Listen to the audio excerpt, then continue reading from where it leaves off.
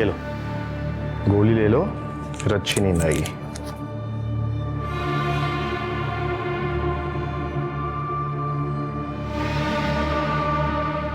Good night.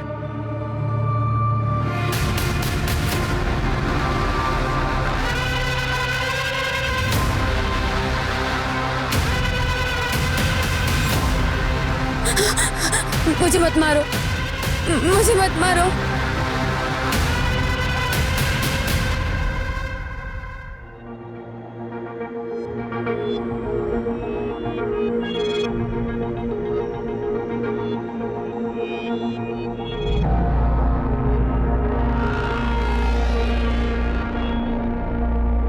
Ramesh, resort खूप चांगला है। मतलब तूने जो फोटोज दिखाए थे उससे तो कहीं ज्यादा अच्छा है। हाँ, और काफी बड़ा भी है।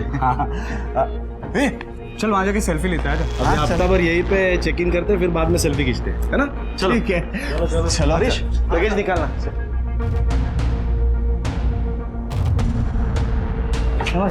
रमेश पाटिल। मस्त आहे एकदम।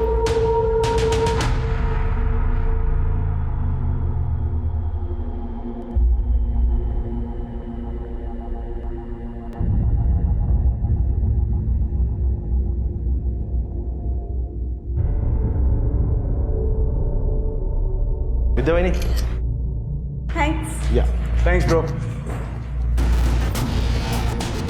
अरे रीना, क्या ढूंढ रही हो?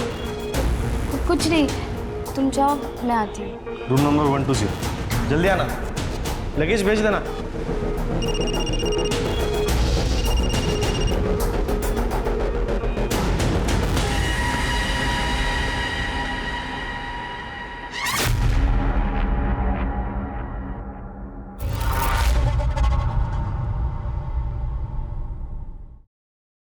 अरे कहाँ रह गई थी? वो लॉन में ना सुंदर फूल दिखे थे कार से उतरते वक्त, वही देखने रुक गई। अच्छा, तुम्हें फूल इतने पसंद है? फोटो निकाले कि नहीं? फोटो, वो फूल इतने सुंदर और मोहक थे ना कि मैं फोटो निकालना भूल गई। मैं अभी आया। हेलो।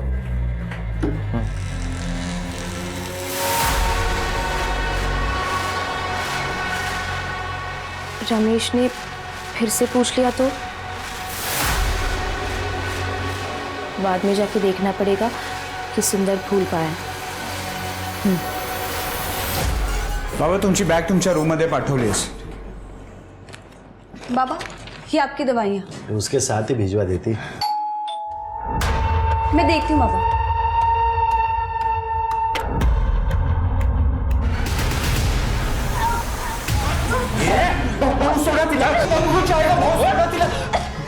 अरे ये क्या रे? हाँ, मुंबई से भाग कर आते हो तुम? रतन भाई का पैसा लेकर यहाँ गुलछर्रे उड़ा रहे हो? नहीं, ऐश करने के लिए पैसा है, देने के लिए पैसा नहीं है। भाई शादी के लिए आए हम लोग। अरे ये झूठ नहीं बोलने का। चला, इतना इतना इतना सामान लेके कोई शादी पे आता है क्या? ये ना समझा है क्या मुझे? भाव 3 दिन की शादी है। थोड़ा जल्दी इसीलिए आ गए क्योंकि हमने सोचा कि यहाँ पे छुट्टियां मना लेंगे, और एक हफ्ते के लिए इतना कपड़ा, इतना सामान तो लगता ही है ना। पापा को छोड़ दीजिए। 48 घंटे है तुम्हारे पास, समझा? पैसे लौटा देना, नहीं तो पूरी फैमिली एक एक करके मेरे सामने मरने के लिए तैयार रहना। उन लोगों पर नजर रहेगी मेरी। चला। तो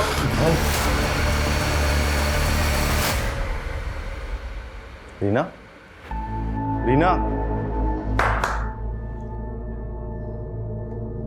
ऐसे तो तुम रात भर जागती रहोगी। नींद की दवा ले लो और सो जाओ। नहीं, वो नई जगह है ना, इसीलिए नींद नहीं आ रही है। आज गोली रहने दो। अरे फिर नींद नहीं आई तो चांस भी लेना। एक काम करो, तुम अंदर जाओ, मैं गोली लेके आता हूँ, ठीक है?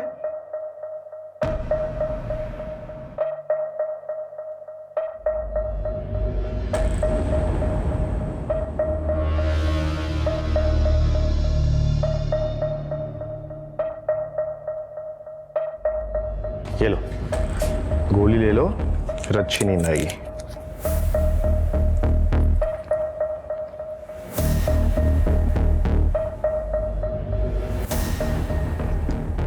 Good night.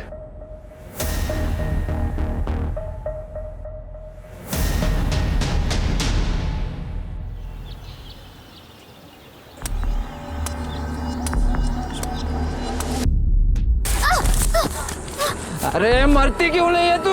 चली जा यहाँ से। पापा किधर जाएगी मैं? तू ही बता। तू पापा है मेरा बेटी। वही तो गलती की मैंने। किसी दिन दिमाग घूम गया ना तो सच में मार दूंगा तुझे।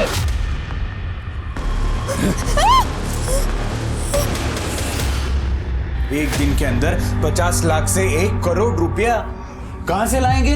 लेकिन 2 दिन में तो पैसा जमा करना ही पड़ेगा। मैंने उसके बाप से बात की लेकिन वो टस से मस नहीं हो रहा। उसका बाप क्या करेगा? सब कुछ तो रीना के हाथ में है ना। उसे तो ना मैं अच्छे से सबक सिखाती थी। अपने आप को समझती क्या है वो? कल रात ही उससे बात करने वाली थी मैं, लेकिन आप दोनों मेरी बात सुनते कहाँ हैं? विद्या, उसकी तबीयत ठीक नहीं है, तुम ऐसा कैसे बोल सकती हो? अरे वो और उसका बाप ना हम सबको मिलकर बेवकूफ बना रहे। और रही बात उसके भाई की, अब तो वो भी आ गए ना शादी में और खर्चा बढ़ाने के लिए। बहू शांति रख, मैं बात करूंगा उससे। और अगर उसने बात नहीं मानी तो क्या करेंगे आप? उसकी बैंड बजा दूंगा।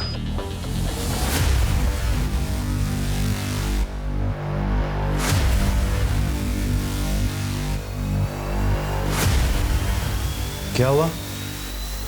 कुछ नहीं।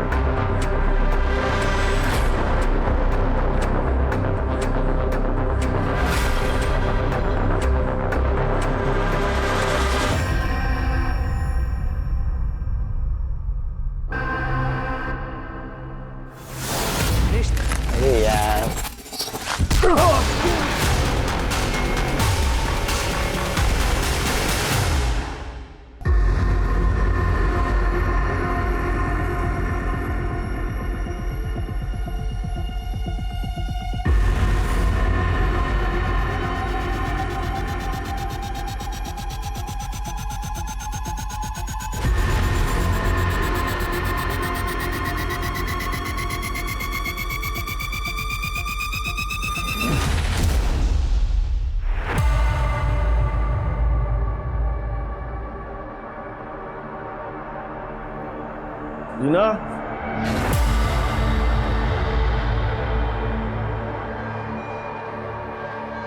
रीना, रीना, रीना,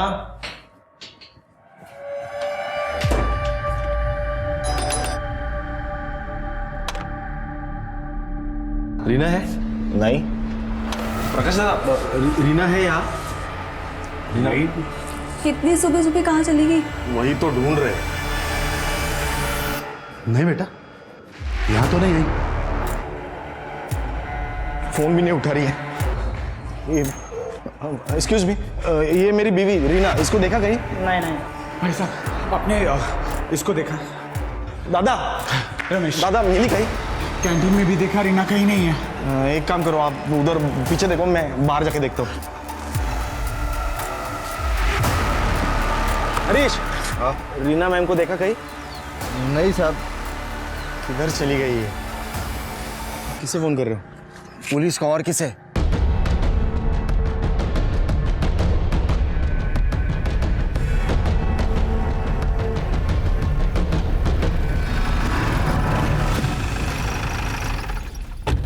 सर कल रात को करीब करीब 11 बजे मैं सो गया था। फिर सुबह जब 7 बजे नींद खुली तब देखा कि रीना गायब थी। सर, रीना के फ़ोन पे रिंग तो जा रही है लेकिन फ़ोन उठा नहीं रही वो। मोबाइल ऑन है तो ट्रेस करो। सर, इगतपुरी में कोई जानता है उसे? नहीं सर, एक्चुअली हम लोग यहाँ पे एक शादी के लिए आए हैं। सोचा कि कुछ दिन पहले आके फैमिली टाइम एंजॉय कर ले, हॉलीडे। ये चोट? ये वो कल मैं बाथटब में फिसल गया, पैर फिसल गया तो चोट आ गई। पानी था बाथटब में? ऐसे चोट लग सकती है क्या बाथटब में? यकीन कीजिए सर, मेरा ऐसे ही चोट आई सर। ठीक है, आप लोग अपने अपने कमरों में जाइए और वेट कीजिए। हम अपना इन्वेस्टिगेशन शुरू करते हैं और जब तक ये सारी प्रक्रिया चलती है आप लोग रिसोर्ट से बाहर नहीं जा सकते। और अगर रीना का फ़ोन आए तो सबसे पहले आप हमें बताइए। जी सर। शिरके सीसीटीवी देखते हैं। सर,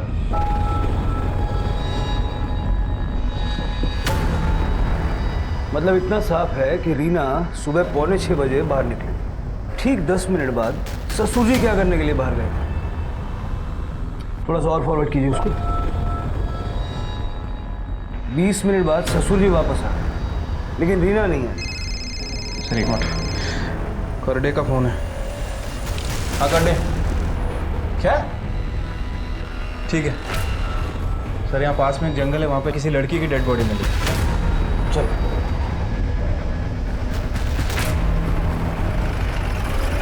सर इधर आइए। इस लड़की का सिर इस पत्थर से टकराया हुआ है। ये चप्पल भी अलग पड़ी हुई है, शायद पैर फिसल के गिर गई होगी। और सर, लड़की के कपड़े देख के रेप या मोलेस्टेशन जैसे कुछ लग नहीं रहा। लड़की के कपड़े भी वही हैं सर जो अभी हमने सीसीटीवी में देखे। मतलब कंफर्म है कि रीना ही है।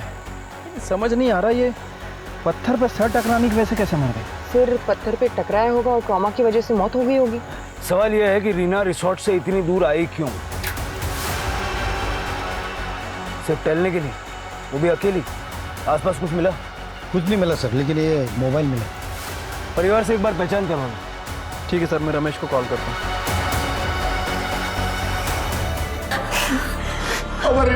सर ये मेरी बीवी रीना ही है। रीना के साथ ये कैसे? देखिए पहली नजर में तो ये एक हादसा लग रहा है लेकिन कुछ कह नहीं सकते। सर प्लीज पता लगाइए मेरे बहन के साथ क्या हुआ है और किसने किया। हम पता लगाएंगे लेकिन जब तक ये इन्वेस्टिगेशन हो नहीं जाती आप लोगों में से कोई रिसोर्ट से बाहर नहीं जा सकता। फिलहाल आप अपने अपने कमरों में जाइए। फिलहाल सारा शक वसंत पाटिल पर जा रहा है कि वही एक था जो रीना के पीछे बाहर निकला था। बात करते हैं उससे, देखें उसके पास कोई एक्सप्लेनेशन है क्या। Right sir. बॉडी को पोस्टमार्टम के लिए भेज दो। सर हाँ सर, मैं गया था सुबह बाहर। वो तो हम जानते हैं, आप ये बताइए क्यों गए थे? वो रीना और मैं सुबह वॉक के लिए जाने वाले थे, वैसी बात हुई थी रात में। मुंबई में भी ऐसे ही वॉक के लिए जाते थे क्या? नहीं सर। फिर आज वॉक पे जाने की कोई खास वजह है? सर रीना को मुझसे कुछ ज़रूरी बात करनी थी। कैसी बात? यही सवाल मैंने रात में उससे पूछा तो वो बोली कि मैं सुबह बताऊंगी। फिर सुबह में क्या हुआ? 5:45-6 बजे के बीच में मैं सुबह लॉन पर गया तो वो नहीं थी वहाँ पे, तो मैंने उसे ढूंढा इधर उधर। फिर मैं अपने रूम में वापस आ गया और जब रमेश रूम में आया तब पता चला कि रीना तो गायब। और उसके बाद पता नहीं क्या बात करना चाहती थी वो, लेकिन एक बात जरूर है सर, रमेश बहुत किस्मत वाला है कि उससे रीना जैसी बीवी मिली। हाँ, बहुत अच्छी थी वो, सबके साथ रिस्पेक्ट से बात करती थी और घर के काम काज में भी मदद कर देती थी वो। हमारे घर आकर 1 हफ्ता ही हुआ था उसे, घर का पूरा रूटीन उसे याद हो गया था। बाबा तुमची बीपीची गोळी। मैं रोज बोलता हूँ लेकिन तुम्हें याद रहता है। बहुत अच्छी तरह से मेरा ख्याल रखती थी वो। ज़्यादातर बात नहीं करती थी, चुपचाप रहती थी। मैं भी इस बात से खुश था क्योंकि मैं भी कम बातचीत करना पसंद करता हूँ, लेकिन हम खुश थे। ये रही तुम्हारी चाय। Thank you. और ये तुमने फाइल्स मंगाई थी ना, हाँ रख दो आप। अरे तुमने न्यूज़पेपर नहीं पढ़ा आज का? अरे टाइम ही नहीं मिला। ठीक है मैं पढ़ देती हूँ।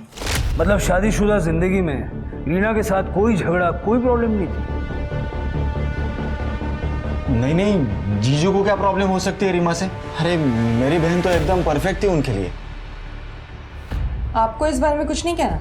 मुझे लगता है रीना शादी के बाद बहुत चुप रहने लगी थी। मतलब उसकी शादी नहीं हुई थी ना, वो हम लोगों के साथ थी, वो बहुत अलग थी। तुम्हारी भी यही राय है? नहीं नहीं, ऐसा कुछ नहीं था।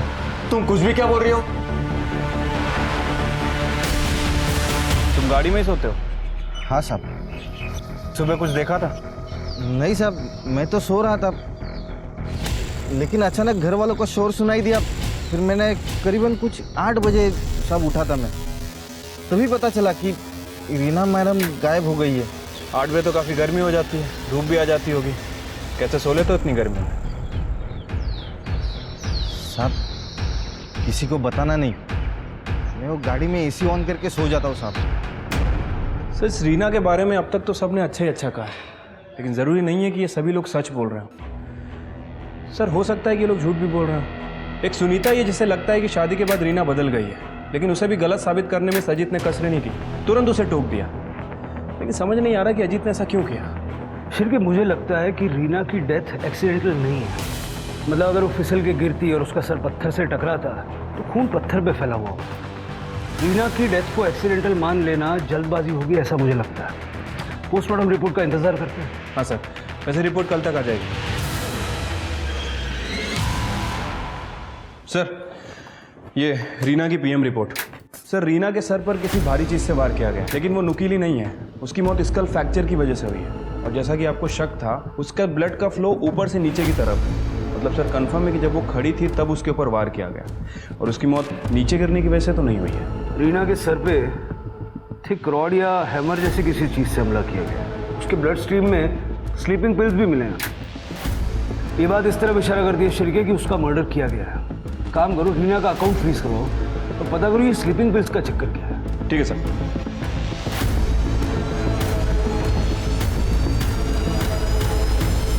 वो रीना इन गोलियों के बिना सो नहीं पाती थी। कितनी गोलियां? रोज एक नींद की गोली काफी टाइम से ले रही थी वो।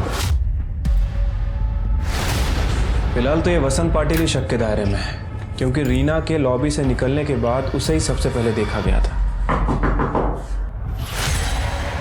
सर मुझे आपको कुछ बताना है। आइए। कल रात रीना मेरे सपने में आई थी। उसने कहा कि वो स्लीप होकर नहीं गिरी, उसके सर पर किसी ने नुकीली चीज़ से वार किया। सर मुझे लगता है उसका मर्डर हुआ है। अब इसे सच या झूठ जो भी समझना है समझ लीजिए, लेकिन मेरे सारे सपने सच निकलते हैं सर। जल्द से जल्द उसके कातिल को ढूंढिए। मुझे तो लगता है कि उसके ससुर ने उसका खून किया है। रीना जब भी कोई ज़रूरी बात करना चाहती थी तो वो उसके भाई से, मतलब अजीत या फिर मुझसे ही करती थी, ना कि उसके ससुर से, क्योंकि हम दोनों ही उसके ज़्यादा करीबी थे। रीना पे किसी ब्लंट ऑब्जेक्ट से हमला हुआ है, ये बात तो सिर्फ हमारे बीच थी। ये स्वाति ने सपने में कैसे देख ली? सर लेकिन अगर स्वाति ने कही हुई बात सच निकली तो क्या पता उसे ऐसे सपने आते हो। मुझे विश्वास ही नहीं है। स्वाति का बैकग्राउंड चेक करो और ये सोचो कि ससुर वसंत पाटिल के अलावा परिवार के किस सदस्य के पास रीना को मारने का मोटिव हो सकता है। सर लेकिन रिसोर्ट का कोई एम्प्लॉय या फिर गेस्ट भी तो हो सकता है। सर रीना का बैंक अकाउंट मैंने फ्रीज करवा दिया है, लेकिन सर उसके बैंक अकाउंट में 5 करोड़ रुपए थे। मतलब रीना अपने परिवार में सबसे ज़्यादा अमीर थी, अपने भाई अजीत से भी ज़्यादा। चिरके पता लगाओ कि रीना के अकाउंट में इतना सारा पैसा आया कहाँ से। ठीक है स्वाति, रीना का सीढ़ियाँ निकलवाओ फटाफट। सर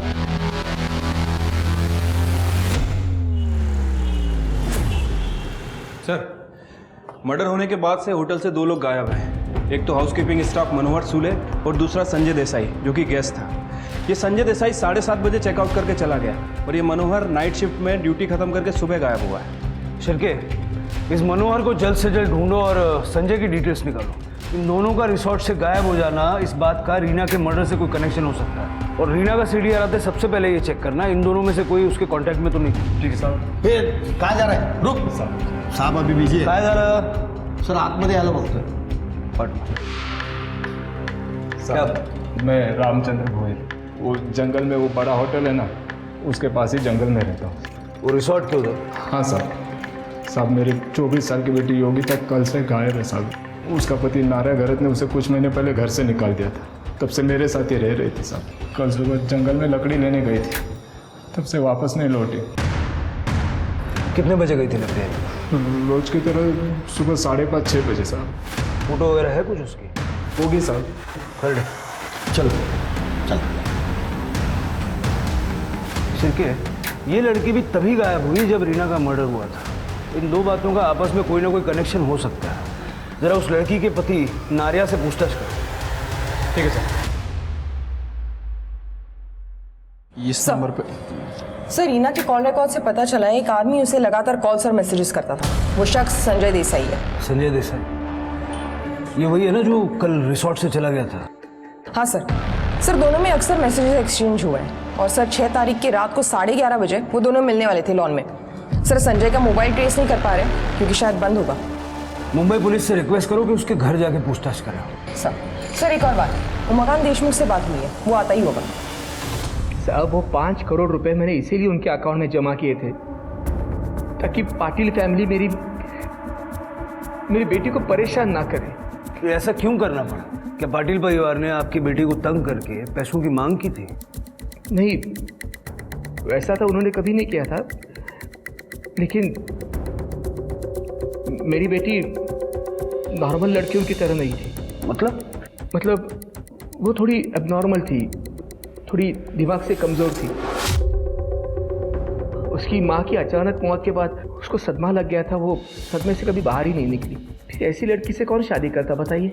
और इसीलिए रमेश को मैंने 5 करोड़ रुपए दिए थे उसे शादी करने के लिए हर्जाना के रूप में। ये संजय देसाई कौन है? ये संजय देसाई है इस सब फसाद की जड़। मेरी बेटी से झूठा प्यार करता था, वो पैसों का लालची था और इसलिए जब मेरे से बहस करने के लिए मेरे घर पर आया था ना, मैंने उसको शादी करने के लिए मंजूरी नहीं दी थी। अरे तुम्हारी हिम्मत कैसे हुई मना करने की वजह पूछने की? रीना मेरी बेटी है, मैं जिससे चाहे उसे से शादी करा दूंगा और जिससे भी करा दूंगा ना वो तेरे जैसा लोभी नहीं होगा, समझे? ओ ससुर जी, बेहतर होगा रीना का हाथ आप खुद मेरे हाथ में दे दो, क्योंकि रीना को ना किसी और के साथ होकर मैं रहने नहीं दूंगा। लेकिन आप संजय देसाई के बारे में क्यों पूछ रहे हो? आपको कैसे पता उसके बारे में? देखिए संजय न सिर्फ शादी के बाद रीना के टच में था, बल्कि जिस दिन रीना की मौत हुई उस सुबह तक वो उसी रिसोर्ट में था। तो डेफिनेटली उसी ने मेरी बेटी को मारा है। उसे धमकी दी थी मेरी बेटी को जान से मारने की। आप उसे अरेस्ट कीजिए। फिलहाल वो कहीं छुपा हुआ है, लेकिन ज्यादा दिन तक बच नहीं पाएगा। तो जहां कहीं भी होगा आप उसे ढूंढ के निकालिए और सजा दीजिए उसे। सर जंगल में एक डेड बॉडी मिली है।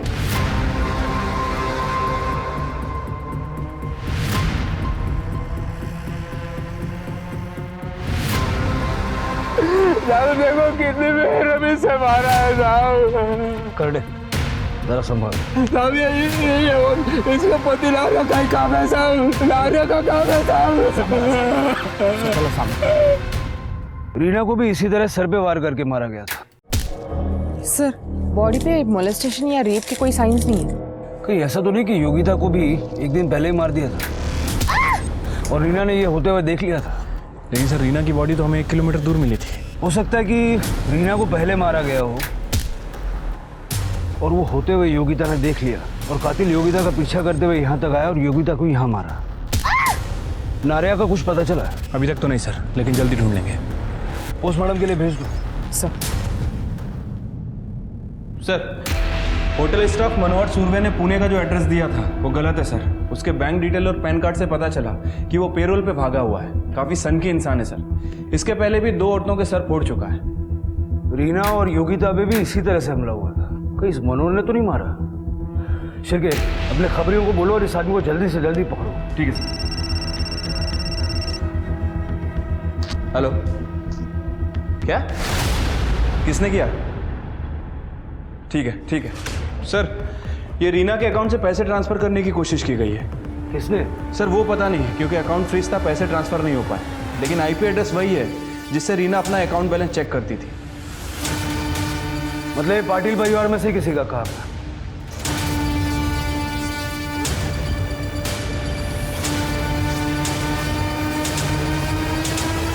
सर ये रमेश का लैपटॉप है। ये लैपटॉप आपके रूम में क्या कर रहा है? रात में मुझे नींद नहीं आ रही थी तो रमेश को बोल के मैं एक पुरानी फिल्म देख रहा था। इस लैपटॉप से कल रीना के अकाउंट से फंड्स ट्रांसफर करने की कोशिश की गई। कौन था आप में से? सर मैं मेरा मोबाइल ठीक से चला नहीं पाता, ये लैपटॉप क्या चलाऊंगा मुझे नहीं पता सर। अगर आप नहीं तो फिर सुनीता, अजीत, विद्या, प्रकाश या रमेश। पासवर्ड किसके पास था?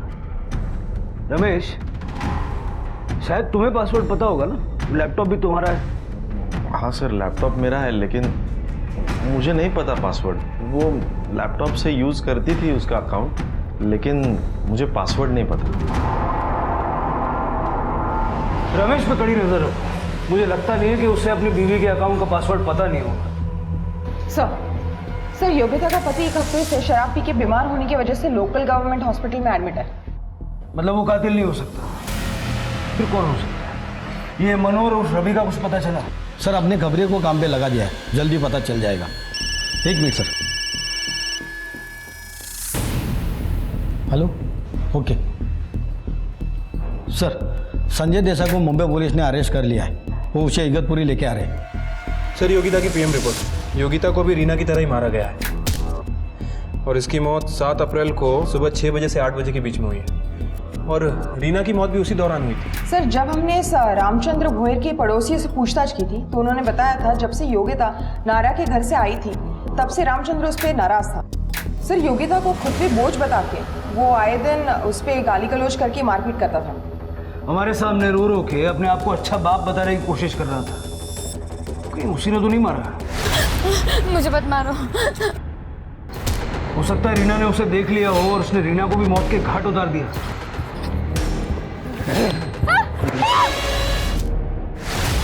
इस रामचंद्र की कुंडली निकालो जरा। एक मिनट सर। हेलो, ठीक है सर। मनोहर उर्फ रवि, उसकी टिप मिली है, वो बार में ही बैठा है। इससे पहले कि हाथ से निकले दबोच लो। सर साहब मेरा नाम रवि सोनावने है। वो मैं नकली पेपर बना के मनोहर के नाम से उस रिसोर्ट में काम करता था। रीना और योगिता को क्यों मारा?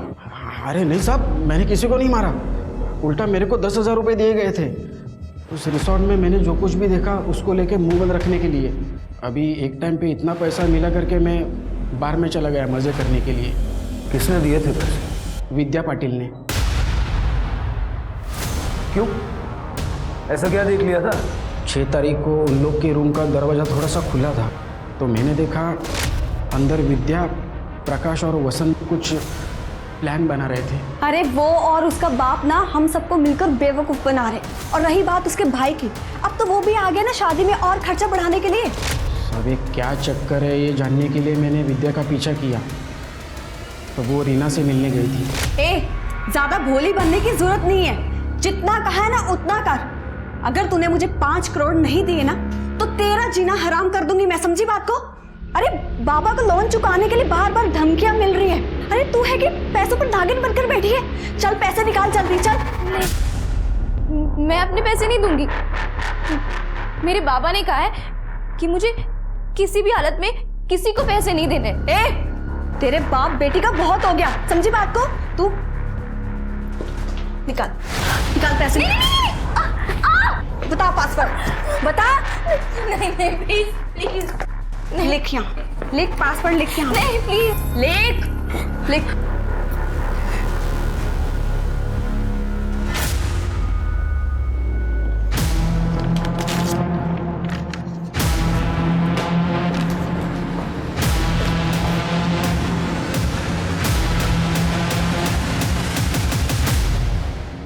हाँ सर, मैंने रीना से ज़बरदस्ती पासवर्ड लिया था, लेकिन अपनी फैमिली की जान बचाने के लिए। आप ही बताइए सर, पैसे क्या जान से बढ़कर थे? लेकिन वो पैसा तुम्हारा भी तो नहीं था, तुमने ही रीना का अकाउंट एक्सेस किया था। वो सर मुझे पता था कि लैपटॉप बाबा के रूम में है। बाबा जैसे ही नहाने के लिए गए तो मैं उनके रूम में गई और फंड ट्रांसफ़र करने की कोशिश की, लेकिन सच में सर, पासवर्ड जैसे ही लॉगिन किया वो अटक गया था और मैं वहाँ से गुस्से में निकल गई थी। सच क्या है तो जल्दी पता लग जाएगा, लेकिन एक बात याद रखना, तुम पे शक बढ़ गया है। जाओ। सर, रमेश के कॉल डिटेल्स चेक किए हैं सर। पता चला है कि वो किसी चेतना वैद्य नाम की लड़की से कांटेक्ट में था। ये चेतना वैद्य उस दिन मुंबई से निकली है जिस दिन पाटिल फैमिली यहाँ इगतपुरी पहुंची, लेकिन अभी तक वापस मुंबई नहीं लौटी है। फ़ोन कर रहा हूँ लेकिन इसका फ़ोन बंद है। स्वाति, चेतना का मोबाइल ट्रेस करवाओ। सर हाँ, वो चेतना वैद्य हमारी क्लाइंट है सर, लेकिन मुझे नहीं पता वो मुंबई से उस दिन कहाँ चली गई और क्यों। ये इत्तेफाक भी हो सकता है सर कि उसी दिन वो कहीं गई। शिरके, ये रमेश कुछ नर्वस लग रहा था। चेतना की लोकेशन निकालो तुरंत। ठीक है सर। सर, रीना फिर से मेरे सपने में आई थी। बहुत रो रही थी। वो कह रही थी कि रमेश और उसकी फैमिली ने उसे मारा है। मुझे इंसाफ दिलाओ ऐसे कह रही थी। तू जब इतना बताया तो ये भी बताया होगा कि उसे किसने मारा, उसके पैसे ट्रांसफ़र करने की कोशिश किसने की। बता दो, इन्वेस्टिगेशन में हेल्प हो जाएगी। जहाँ तक मुझे याद है, उसने कहा था रमेश उसके पास पैसों की मांग करता था, उसी ने पैसे ट्रांसफ़र करने की कोशिश की होगी। मुझे भी एक सपना आया कि तुम्हें झूठ बोलकर इन्वेस्टिगेशन को गुमराह करने के जुर्म में अरेस्ट कर लिया गया। और देखो, ये सपना सच हो रहा है। स्वाति, अरेस्ट कर लो इसे। नहीं सर, नहीं सर, मैं मानती हूँ कि मैंने सपने वाली बात झूठी कही। मैंने छुप कर आप लोगों की बात सुन ली थी कि रीना की मौत कैसे हुई। फिर कि मुझे लगता है कि रीना की डेथ एक्सीडेंटल नहीं है। मतलब अगर वो फिसल के गिरती और उसका सर पत्थर से टकराता तो खून पत्थर पे फैला हुआ होता, लेकिन हमने देखा कि खून उसके चेहरे और गर्दन पे फैला हुआ था। पोस्टमार्टम रिपोर्ट का इंतजार करते हैं। ऐसा तुमने क्यों किया? मेरे पति अजित फाइनेंशियल प्रॉब्लम में है। वो किसी से कभी कुछ नहीं मांगेंगे, मैं जानती हूँ। जब मेरे ससुर ने रीना के अकाउंट में 5 करोड़ रुपए डाले और उन्हें कुछ नहीं दिया, इसलिए मैंने सोचा कि मैं ऐसा कुछ करूँगी कि वो 5 करोड़ रुपए अजित के पास आ जाए। तुमने अभी जो कुछ बताया है ये तुम्हें और तुम्हारे पति को सस्पेक्ट बनाने के लिए काफी है। सर, रमेश की गर्लफ्रेंड चेतना वैद्य पैराडाइज रिसोर्ट में ही रुकी हुई है। क्या?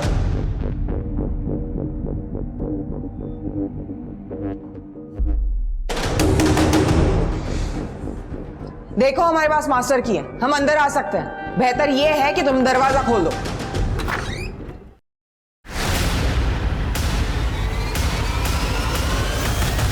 रीना से शादी के पहले से ही मैं रमेश की गर्लफ्रेंड हूँ। शादी के बाद भी हमने चालाकी से अपना अफेयर चालू रखा, इसलिए हमने डिसाइड किया था कि मैं भी यहाँ रूम लेकर रहूँगी ताकि हम आसानी से मिल सकें। अगर तुम और रमेश एक दूसरे से प्यार करते थे तो रमेश ने रीना से शादी क्यों की? रीना से मेरी ज़बरदस्ती शादी हुई थी। वो 5 करोड़ का दहेज था, जिस दहेज को हम छू भी नहीं सकते थे। एक्चुअली साहब, वो 1 साल से मेरे ऊपर बहुत बड़ा खर्चा था। उसमें ये उमाकांत ने 5 करोड़ का ऑफर दिया और वो ऊपर से 1 करोड़ और देने वाला था। तो मैंने चेतना को भुलाकर रीना से शादी करने के लिए रमेश को मना लिया। और तुम मान गए? सर, फाइनेंशियल सिचुएशन ही ऐसी थी, मुझे मानना ही पड़ा। मुझे लगा था कि ये शादी के बावजूद मैं चेतना से रिश्ता ख़त्म नहीं करूँगा, लेकिन जल्दी ही समझ में आ गया कि मैं और चेतना एक दूसरे के बिना नहीं रह सकते। इसलिए मैंने एक प्लान बनाया। मैंने चेतना को यहाँ बुलाया ताकि इस शादी के दौरान हम लोग यहाँ से भाग सकें। या फिर रीना के पैसे हथिया के उसे मारने का प्लान था तुम्हारा? वैसे भी रीना के मरने के बाद चेतना तो मिल ही जाती तुम्हें। नहीं सर, मैंने ऐसा कुछ नहीं किया सर, उल्टा मुझ पर ही हमला हुआ था। आई एम सॉरी सर, मैंने उस दिन झूठ बोला था आपसे। ये निशान बाथ टब से नहीं आए, मुझ पर हमला हुआ था। हमें क्या पता आपको चोट कैसे लगी, कहाँ लगी। हो सकता है फिर से कोई कहानी बना रहे होंगे। वैसे भी लॉबी का फुटेज हमने चेक किया था, वहाँ ऐसा कुछ हुआ नहीं था। नहीं सर, वो पीछे वाली लॉबी, वहाँ ऊपर काम भी चल रहा है, शायद वहाँ पे सीसीटीवी नहीं है। सर, लगता है आपको सच बताने का समय आ गया। दादा, रमेश छुपाने से कोई फायदा नहीं है। सर, रीना स्लीपिंग पिल्स लेती थी। उस दिन रमेश को लगा कि रीना स्लीपिंग पिल्स लेके सो गई है, इसलिए भाई साहब बाहर निकले।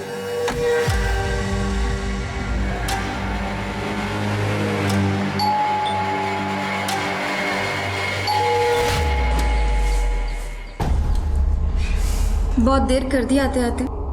सब्र का फल मीठा होता है मेरी जान। बाबा बाबा, वो रमेश मुझे चेतना नाम की लड़की के लिए धोखा दे रहा है बाबा।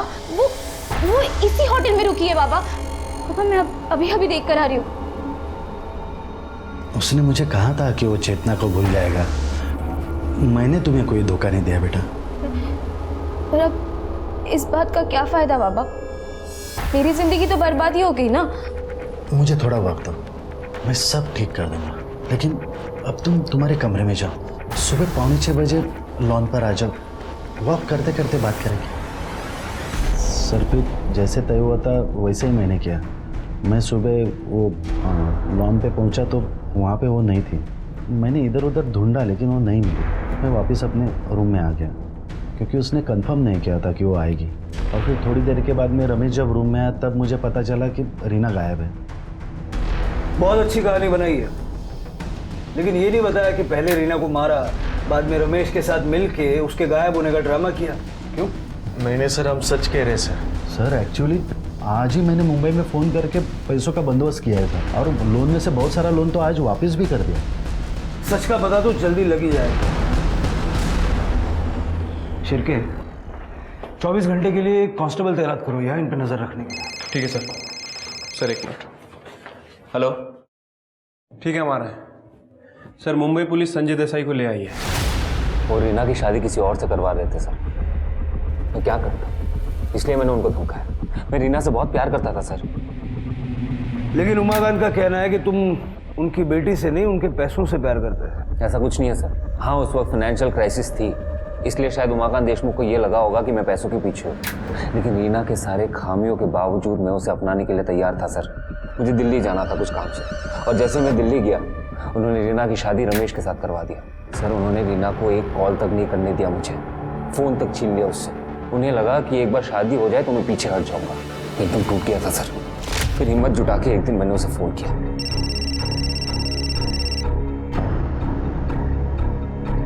संजय, तुम क्यों मुझे बार बार फ़ोन करते रहते हो?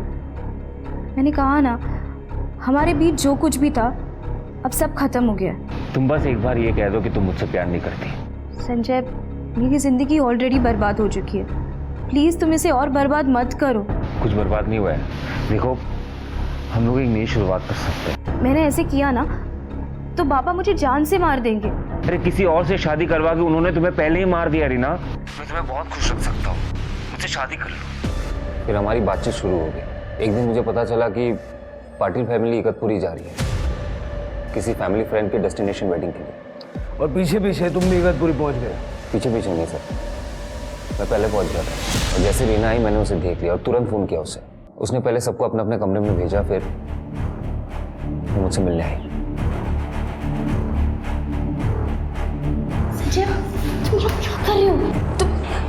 तुम होश में तो हो ना? होश ही तो नहीं है ना। अगर किसी ने तुम्हें यहाँ देख लिया ना तो बहुत बड़ी प्रॉब्लम हो जाएगी। क्यों मुझे इस तरह से परेशान कर रहे हो तुम? ठीक है, आज से मैं तुम्हें परेशान नहीं करूंगा। I promise you this. बस ये कह दो कि तुम चाहती क्या हो। मैं तुम्हें अभी कुछ नहीं बता सकती। तो कब बता सकती हो? मैं तुम्हें मैसेज करती हूँ, ओके? आज या कल रात को। हमने ये तय किया था कि रात को 11:30 बजे मिलेंगे। मैं लॉन में इंतज़ार कर रहा था रीना का। उसने मुझे ये कहा था कि एक बार रमेश सो जाए फिर वो आएगी मुझसे मिलने। सर, मैं लॉन में इंतज़ार कर ही रहा था कि मैंने रमेश को देखा। वो शायद बाहर आया था सिगरेट पीने। उसे देख के मेरा दिमाग ख़राब हो गया सर। फिर मैं पार्किंग से एक हेलमेट निकाला, अपने फेस को कवर किया और उस पर जाके वार कर दिया। उसने मुझसे मेरा प्यार छीना है। उसे मार के मैं वहाँ से भाग गया और कहीं जाके छिप गया। कुछ वक्त बाद रीना ने मुझे फ़ोन किया, वो मुझसे मिलने आ रही थी। रीना, जिंदगी भर की बात है, तुम अपने आप को ऐसे सजा क्यों दे रही हो? भाग चलते रीना। नहीं संजय, ये सब इतना आसान नहीं है। मुझे सोचने को थोड़ा वक्त चाहिए। कितना वक्त चाहिए तुम्हें? यहाँ से मुंबई जाने तक का, ठीक है? पर प्लीज़ तुम मुझे परेशान करना बंद कर दो। ठीक है, जैसे तुम चाहो। मैं कल सुबह मुंबई के लिए निकल जाऊँगा। मुझे पता नहीं था कि उसी सुबह उसका मर्डर हो गया था सर। ये बात मैंने पेपर में पढ़ा। मैं एकदम टूट गया। अच्छी कहानी है, लेकिन ये भी तो हो सकता है कि जब रीना ने तुम्हारे साथ भाग जाने से इनकार किया तो तुमने रीना को मार दिया और वहां से भाग गए। मैंने रीना को नहीं मारा। ठीक है, रीना के मर्डर के शक में इसे कस्टडी में लो। अब मेरे साथ ऐसे नहीं कर सकता सर। अरे मैंने खून नहीं किया सर, अभी कांस्टेबल शिंदे का फोन है, जंगल में खून से सना हुआ हथौड़ा मिला है। तुरंत उसे फॉरेंसिक में भेजो और सारे फिंगरप्रिंट्स चेक करो। सर। ऑफिसर सर, इस रामचंद्र के बारे में एक बात पता चली है। एक नंबर का बेवड़ा आदमी है सर। 6 तारीख की पूरी रात पीकर धुत पड़ा था। लोगों ने उसे ले जाकर अपने घर पे छोड़ा और उसे अगले दिन दोपहर में होश आया। जबकि सर इस योगिता की मौत तो 7 तारीख को सुबह ही हो गई थी। तुम्हारा कहने का मतलब है कि वो कातिल नहीं हो सकता? नहीं सर। फिर उसे किसने मारा? सर, फॉरेंसिक रिपोर्ट के हिसाब से उस हथौड़े पे 2 लोगों के ब्लड सैंपल मिले हैं। एक तो योगिता का और दूसरा रीना का। मतलब सर हो सकता है कि उनका मर्डर इस हथौड़े से ही किया था। साथ ही साथ उस हथौड़े के हैंडल पे बहुत सारे लोगों के फिंगरप्रिंट भी मिले हैं। Great. Patil family, Deshmukh family, Manohar, Sanjay और रामचंद्र, सबके फिंगरप्रिंट्स ले लो और मैच करके देखो। Right sir.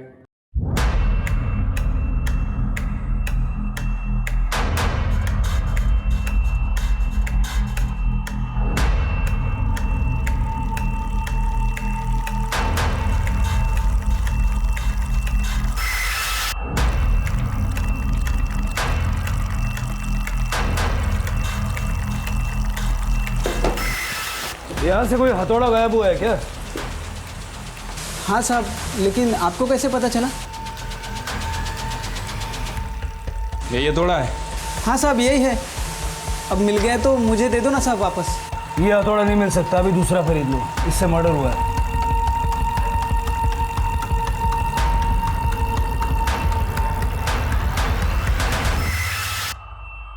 तेरे फिंगरप्रिंट्स उन फिंगरप्रिंट्स से मैच हो गए जो हमें हथौड़े पे मिले थे। अब बता, रीना और योगिता को क्यों मारा? सर मैंने कुछ नहीं किया सर। सर सच में आपको कुछ गलतफहमी हो रही है सर। जब मैं कारपेंटर से बात कर रहा था उस वक्त तू भी वहां छुप के हमें देख रहा था।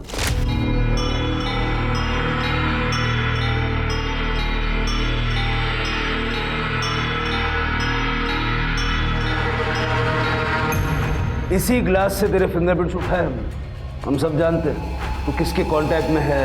तेरे मोबाइल के मैसेजेस भी देखे हमने। अब सारा सच बोल दे, नहीं तो गले में हाथ डाल के बुलवाएंगे। साहब सच बताता हूँ, सब सच बताता हूँ साहब। विद्या मैडम का और मेरा अफेयर चालू था साहब। जिस दिन हम रिसोर्ट में आए उसी दिन रात को विद्या मैडम मुझसे मिलने नीचे कार में आई थी साहब। और सब उसी दिन रात को हम कार में चालू हो गए, लेकिन दूसरे दिन रात को विद्या मैडम को आने नहीं मिला। तो उस दिन सवेरे 5:30 बजे आई थी। मतलब 7 तारीख की सुबह को? हाँ साहब। फिर हम कार में ही चालू हो गए, सब चालू ही किया था। इतने में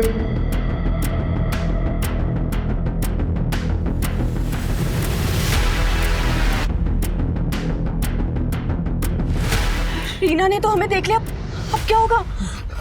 आप क्या करेंगे? जाओ जल्दी उससे जाकर रोको, वरना मेरी जिंदगी बर्बाद हो जाएगी। जाओ।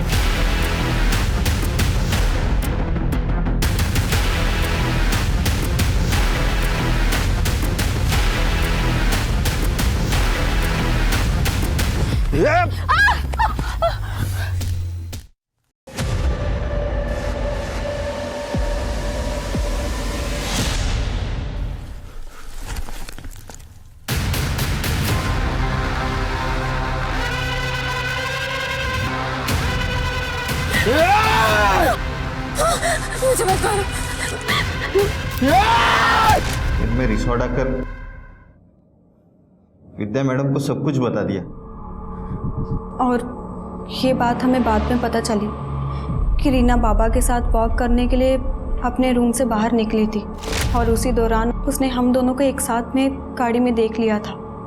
और ये बात हम किसी और को कैसे पता चलने देते?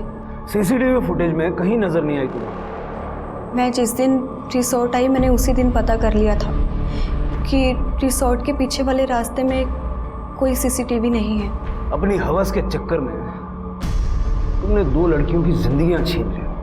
दोनों मर्डर के चार्ज में इसको अंदर डालो और विद्या को इस हत्या में साथ देने के चार्ज में लो।